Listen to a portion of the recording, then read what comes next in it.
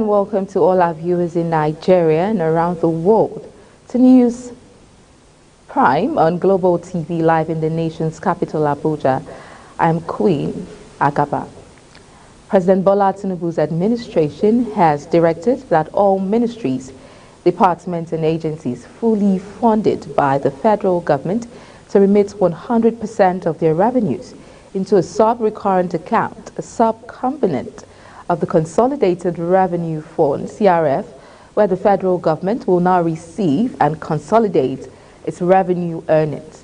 This directive, issued by the Finance Ministry and publicized yesterday, effectively closes the single treasury account operated under the erstwhile Muhammadu Buhari administration. It is the latest of the federal cabinet's move to improve revenue generation, fiscal discipline, accountability, and transparency in resource management and waste prevention under Bola Tinubu's nascent presidency. President Bola Tinubu has signed the 2024 appropriation bill into law in keeping with his avowed commitment to maintaining a timeless, predictable and efficient budget cycle. President Tinubu assented to the bill at the State House shortly after returning to Abuja from Lagos. Speaking at the signing of the bill, the president assured Nigerians that the implementation of the budget will be efficiently pursued and vigorously monitored, adding that all the institutional mechanisms shall be held to account in ensuring diligent implementation. Kike Lomo Okere has details. This is an evidence and a great testament to the excellent relationship between the executive and the legislature. The top priorities of the 2024 budget of 28.7 trillion naira are defense and internal security, job creation, microeconomic stability, improved investment environment, human capital development, poverty reduction, and social security. The president says funding the judiciary is a major element in an effort to support a just, rules-based society. Statutory transfer to judiciary has been increased from 165 billion naira to 342 billion naira. Some of the key estimates are capital expenditure 10 trillion naira, recurrent expenditure 8.8 trillion naira, debt service 8.2 trillion naira, and statutory transfer 1.7 trillion naira. The budget is a budget of renewed hope. It's anchored on reducing the deficit and increasing capital expenditure, particularly in our priority areas. The approved 2024 budget that we just approved now achieve both objectives.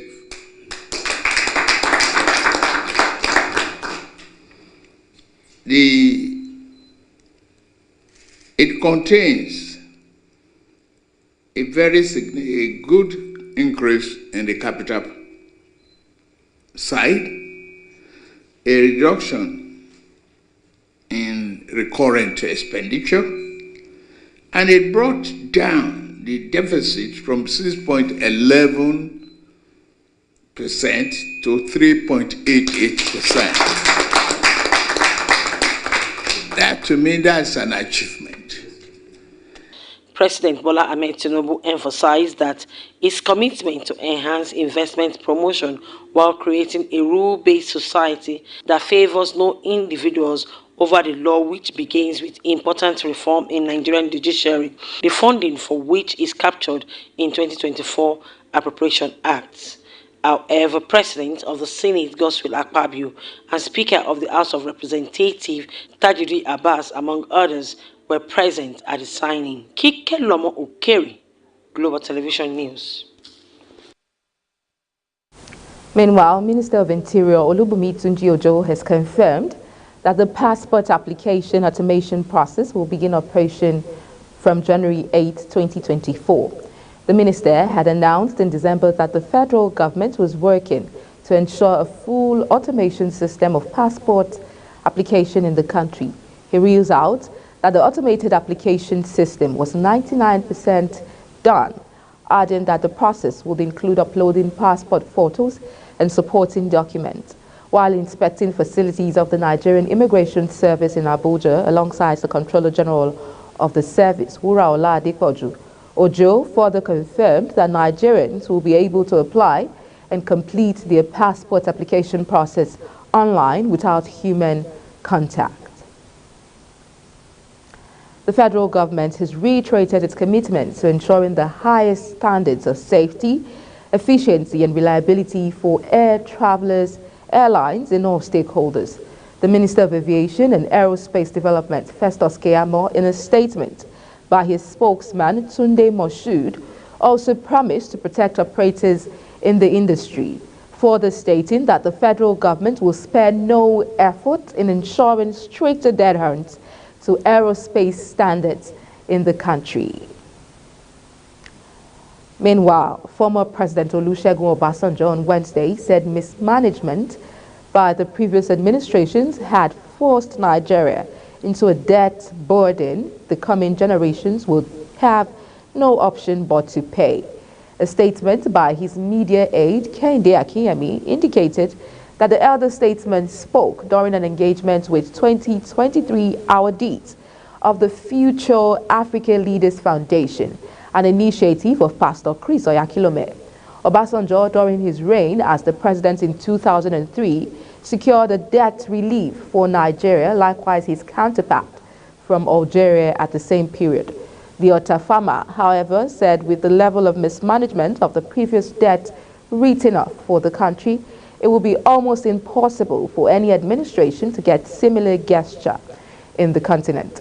Obasanjo declared that the debts were a trap that no individual or nation will fall into, as it constitutes an albatross on any economy.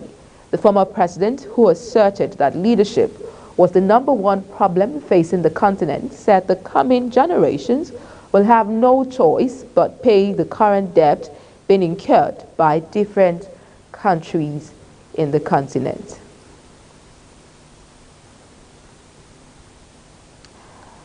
Lucky Ayedatiwa, Ondo State Governor, has ordered the suspension of caretaker chairmen of the 18 local government areas and 33 local council development areas of the state. The suspension was contained in a letter signed by the Ministry of Local Government and Chieftaincy Affairs, Alongi Adewale. An Akure High Court, presided over by Justice Yemi Fasomi, had granted an interim injunction filed by the Opposition People's Democratic Party, PDP, seeking to restrain late Governor Oluwarotimi Akeredolu from inaugurating any person or persons not democratically elected as members of caretaker committees to administer the affairs of the local councils and the LCDA pending the determination of the interlocutory junction in the suit. Justice Fasomi consequently barred the caretaker chairman from operating after they resumed office on the grounds that they had been sworn in before the order was granted. The letter of suspension of the caretaker chairman indicated that the directive will subsist until the determination of the court case, asking all chairmen to submit all assets and property of the LGAs and LCDAs.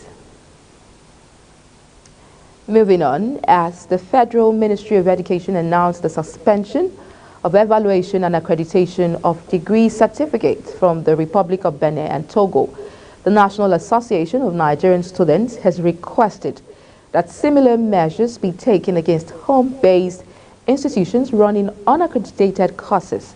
The ministry had blacklisted about 18 of those learning institutions following the undercover investigation conducted by a Nigerian newspaper which exposed the activities of a degree mill in Cotonou, a major city of Benin Republic. In a statement signed by factional National Senate President Elvis Ekudina, NANS commended the federal government over the suspension of the evaluation and accreditation of degree certificates obtained from institutions in Benin Republic and Togo. However, the students' body called on the government to extend its sanction to tertiary institutions operating in Nigeria who are offering courses without accreditation from relevant authorities. The Rivers State House of Assembly has said that Edison Ehie, who recently resigned his membership of the House, was never elected the Speaker of the state legislature. The House said the Speaker of the Assembly is a creation of the law, saying Ehie, who was the member representing Ahuada East Constituency 2, was only claiming what he is not. The clerk of the House, Emeka Amadi, stated this in a letter titled "To Whom It May Concern." Amadi was reacting to the letter of resignation as Speaker and membership of the House written and signed by Ehie himself and addressed to the Independent National Electoral Commission. The Chief of the Air Staff, Air Marshal Hassan Abubakar, has approved the implementation of a group personal accident insurance policy for all Nigerian Air Force personnel. While the Ministry of Defense has a group life assurance policy for military personnel, the Director of Public Relations and Information for the Nigerian Air Force, Air Vice Marshal Edward Gapquet, explained that the policy covers only the families of personnel killed in action and doesn't address medical expenses resulting from accidents. Gapquet noted that the new policy aligns with the Air Chief's Command philosophy, aiming to sustain a high motivated force through improved welfare and infrastructure renewal. In another development, the federal government has begun deployment of food and non-food relief materials to communities and victims of the Christmas Eve attacks by Marauding gunmen in Plateau State. The Minister of Humanitarian Affairs and Poverty Alleviation, Betta Edu, is already in the state to coordinate humanitarian responses and has since visited affected communities for an on-the-spot assessment in the affected area with her counterpart from the Ministry of Defense as well as service chiefs. The Special Advisor in Media and Publicity to the Minister of Humanitarian Affairs and Poverty Alleviation, Rashid Olanrewaju Zubair, said in a statement that Edu also visited churches and some internally displaced persons camps where she addressed worshippers and victims seeking refuge. She assured them of President Bola Tinubu's commitment to bring in lasting solutions in terms of response, security, and resettlement of people resident in the state. She stated that humanitarian relief would be made available almost immediately in line with the presidential directive, stating that durable solutions will be provided while they rebuild to help them return to their ancestral homes. You're watching AM News live from Nigeria's capital, Abuja. We're on StarTimes channel 276. Kindly follow us on all social media platforms using @GlobalTVNG and other handles now showing on your screen. When the AM News returns, we have more stories for you. Please stay with us.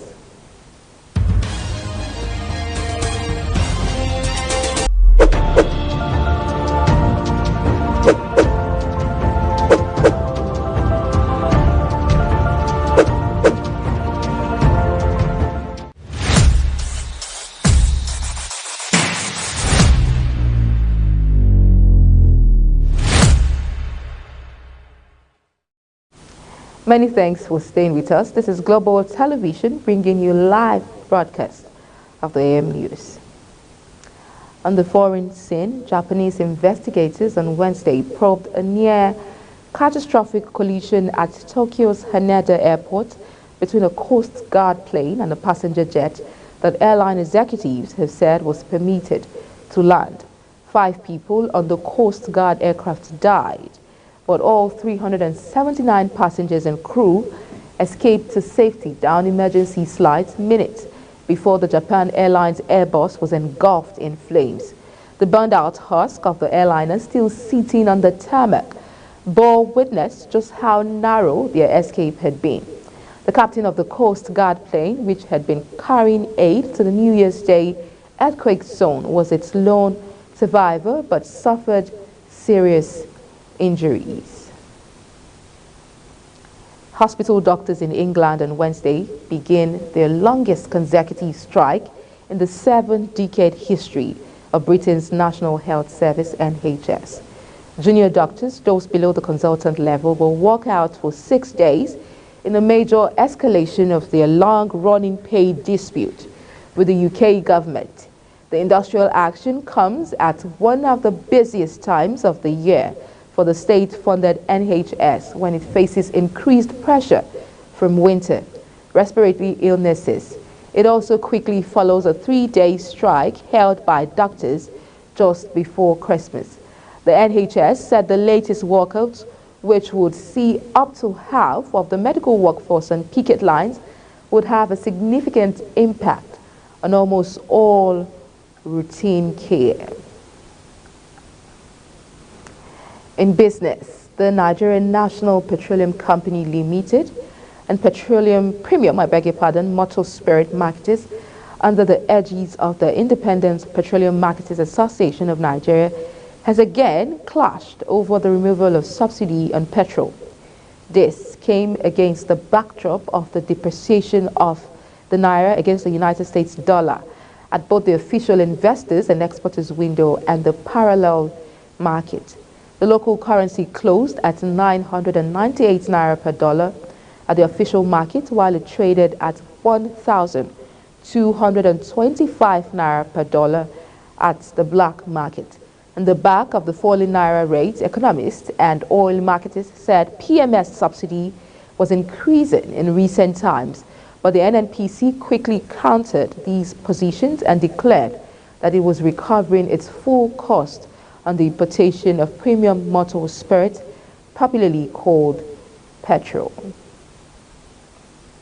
Nigeria and other countries across the West Africa region are projected to see increased prices of staple foods, just as rice, maize, millet, cereals, and others in 2024. This is according to a report titled West Africa Regional Supply and Market Outlook, published jointly by the Food and Agricultural Organization, FOA World Food Programme, and others. According to the report, prices of staple crops such as maize, wheat, rice, millet will increase above the 5-year average price occasioned by a reduction in production, trade restrictions, global geopolitical factors, and other factors. Let's take a look at more stories from the foreign scene. Israel's military is reported to have increased the number of its air defense batteries near the Lebanese border. Its spokesman didn't comment directly on the killing of the Hamas official, but said that Israeli forces were in a very high state of readiness for any response. In the occupied West Bank, Palestinian factions have condemned the assassination and protests have been taking place. Hassan Nasrallah, the leader of Lebanese armed group Hezbollah, is due to make a speech later. He has previously vowed a severe reaction to any Israeli killing on Lebanese soil. Israeli media portrays Saleh al-Rouri as having been near the top of an Israeli hit list. But some analysts point out the negative impact that his killing is likely to have on efforts to free more than 100 Israeli hostages still held by Hamas in Gaza. Ambassador Fletcher says Beirut strike a moment of jeopardy. A former UK ambassador of Lebanon, Tom Fletcher, says the assassination of Saleh al-Rouri, Hamas's deputy leader, is a moment of real jeopardy. Tom Fletcher says al-Rouri was a big fish and taking him out in the heart of Hezbollah territory is a big deal. Fletcher goes on to say Lebanon and Israel will be braced and worried about a miscalculation drawing them deeper into the conflict. He describes Hezbollah as more battle-hardened than Hamas and says any significant escalation in tensions across the Lebanon-Israel border would be grim. For that reason, he says Israel is strongly emphasizing this was an attack on an individual Hamas leader, not against Hezbollah or Lebanon. Pastor Aloysius Bugingo, an influential cleric in Uganda and an outspoken supporter of President Yoweri Museveni, was attacked on his way back from church in a suburb of the capital, Kampala, when unknown gunmen on a motorbike sprayed his car with bullets. The pastor is being treated in the hospital for a shoulder injury, but his bodyguard, Richard Muhumuza, who was driving the car, died from gunshot wounds. Pastor Bugingo is a controversial figure in Uganda, where he is the head of the influential Pentecostal church. His story is one of rags to riches, but in recent years he has been sued for, among other things, burning Bibles, which he alleged had been damaged. He owns his own radio and television network on which he broadcasts his commitment to President Museveni, who has been in power in Uganda since 1986. The City Council of St. Louis Park in the U.S. state of Minnesota has sworn in 27-year-old Nadia Mohammed as mayor 2 months after she made history as America's first Somali-American elected mayor by voters. Mohammed secured 58% of the vote to win last November's mayoral poll. She's also the youngest and the first Muslim and black elected mayor in the city, but has said that she wants to be known for more than her identity. Mohammed told Minneapolis-based Car TV station after her election. She has listed public safety and affordable housing as some of the key issues she intends to tackle as mayor. Mohammed was elected to the city's council in 2019 at 23 years old. Her family moved to Minnesota from Kenya's Kakuma refugee camp when she was 10 after fleeing war in Somalia. In sports, Wilfred Ndidi has been ruled out of Nigeria's 2023 African Nations campaign because of injury. The 27-year-old Leicester City midfielder was named in the Super Eagles 25-man squad on 29th December, but was absent from his club's side's win over Huddersfield Town. Royal Antwerp midfielder Al-Hassan Yusuf has been called up to replace Ndidi. Nigeria is still hopeful Ndidi's Leicester teammate Kelechi Iheanacho will be able to join the squad. For more updates in sports, let's now join Anthony Momodu. Hello sports fans, welcome to Sports News Update. Manchester United are hoping to have Andre Onana in goal for the game against Tottenham at Old Trafford on January 14, even though Cameroon kick off their African Cup of Nations campaign just 24 hours later. Premier League clubs were obliged to release their players for AFCON duty on January 1st, but Onana will be available for Monday's FA Cup third-round tie at Wigan. However, Confidential can reveal that United want to keep him even longer and are in talks with Cameroon over Onana playing in the game against Spurs a week on Sunday, which starts at 4:30 p.m. The 27-year-old would then have to take a 7-hour flight to Ivory Coast, where Cameroon meet Guinea in their Group C opener at 5 p.m. on Monday. Cameroon's final group game against Gambia is on January 23rd by 21, meaning that should Mina remain at Brighton, he could potentially even snatch the title from his old teammates. And talking tennis, Rafael Nadal has laid down an Australian Open marker with a stylish and successful return to tennis after almost a year out of the game with a career-threatening hip injury. Nadal needed just 2 high-quality sets and 88 minutes in the 7-5, 6-1 victory over 4-time Grand Slam finalist and 2020 US Open champion Dominic Thiem to dispel any concerns at age 37 he may be a spent force.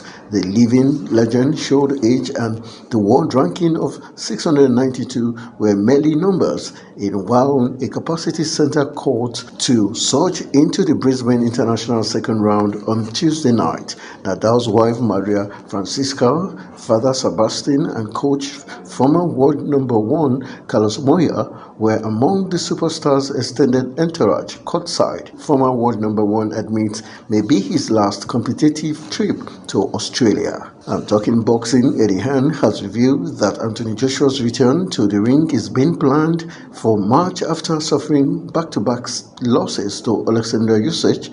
Joshua rebounded in style in 2023, recording 3 victories, including a stoppage win over Otto Wallin in December. On the day of the reckoning, Cash was expected to set up a long-awaited showdown between AJ and Deontay Wilder and deal for the pair to meet inside the ring King had been signed before plans were scuppered when the American was soundly defeated by Joseph Parker. Speaking about AJ's next move in the wake of the wider fight being scrapped, Hearn named 3 potential opponents for an event in Saudi Arabia. And that's it on the AM News, and it came to you live from Nigeria's capital, Abuja.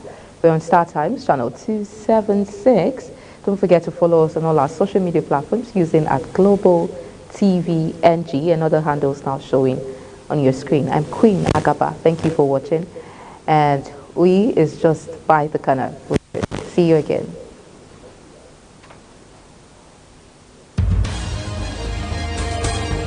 Going back again? No.